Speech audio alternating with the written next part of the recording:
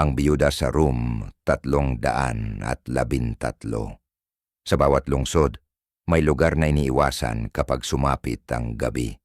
Sa Baguio, hindi lang mga puno ang nagbubulong, hindi lang ulap ang gumagalaw ng parang may buhay, kundi ang mga dingding ng isang lumang hotel. Ito ang kwento ng kwarto 313 at nang multong hanggang ngayon, naghihintay pa rin. Si Amanda, isang travel vlogger, ay nagbakasyon sa Baguio para sa content at katahimikan. Pagod na siya sa ingay ng Maynila. Gusto lang niyang kape, fog at vlog. Ang hotel ay luma, estilong kolonyal. Hindi mo siya makikita sa mga booking site. Nakita niya lang ito sa isang Reddit post, mga lugar na mas tahimik kaysa dapat. Pagdating niya, 3 kwarto lang ang may tao. Kabilang doon ang kanya. Room 312, katabi ng isang pintuan na walang doorknob at halos burado na ang numerong 313. Sa simula'y inakala niyang abandoned lang. Pero may kakaiba sa pinto. Parang may bumubulong mula sa likod. Tinawanan niya lang ito at tinanong ang matandang receptionist, si Mang Celso. Ano meron sa 313? Multo? Tumigil ito sa pag-type at tiningnan siya. Seryoso. Walang ngiti. Huwag mo nang banggitin niyang kwarto. Nakikinig iyan. Kinagabihan, habang natutulog, may narinig siyang mahihinang katok. 3 beses, palaging 3:00 ng madaling araw.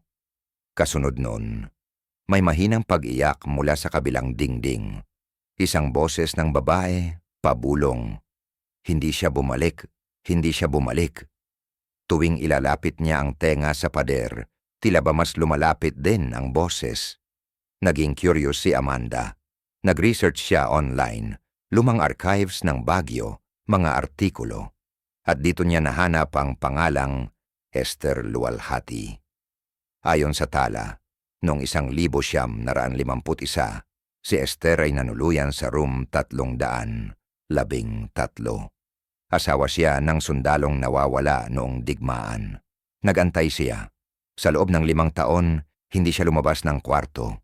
Doon siya kumain, natulog, naghintay.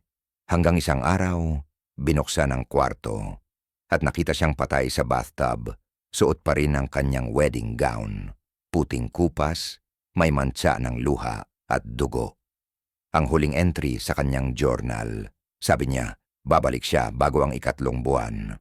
Dumaan na ang buwan, at ngayon, sabi nilang patay na siya. Pero maghihintay pa rin ako. Ilang gabi pa ang lumipas. Bawat madaling araw, palakas ng palakas ang boses. Hanggang sa marinig niyang nagsisigaw ang babae mula sa kabilang pader. Nasaan na siya? Bakit di siya bumalik? Kinabukasan, napansin ni Amanda ang pintong walang doorknob, may hawakan na, at ang numerong 313 ay bumalik. Nagsimula siyang managinip gabi-gabi. Nasa loob siya ng madilim na kwarto. May salamin sa harap niya, at sa salamin, nakasuot siya ng wedding dress. May anino sa likod niya, pero hindi niya makita ang mukha. Sa bawat panaginip, binubulong niya. Hindi siya bumalik. Nang subukan niyang umalis ng hotel, ang lobby ay palaging sarado. Ang mga hallway, pabalik lagi sa 3 palapag. Wala si Mang Celso. Walang ibang staff. Hanggang sa isang gabi, ang pinto ng 313 ay nakaawang na. Parang iniimbitahan siya. Hindi na niya napigilan ang sarili. Binuksan niya ang pinto ng kwarto 313. Ang lamig sa loob, parang yelo. Ang ilaw, kumikislap. Amoy ng bulok na bulaklak at luha. Sa loob ng banyo, may salamin. Tumingin siya at ang refleksyon niya. Hindi na siya. May wedding dress, may ngiti. At sa likod, may puting aninong nakatayo. Hindi na nakita si Amanda mula noon.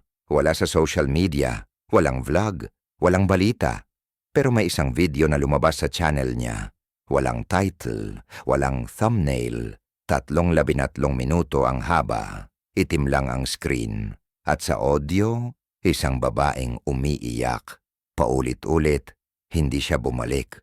Pagkatapos, katahimikan. Tapos, isang boses na mahina. Pero ngayon, may kasama na ako. Kapag binigyan ka ng room 312, tingnan mo ang pinto sa tabi mo.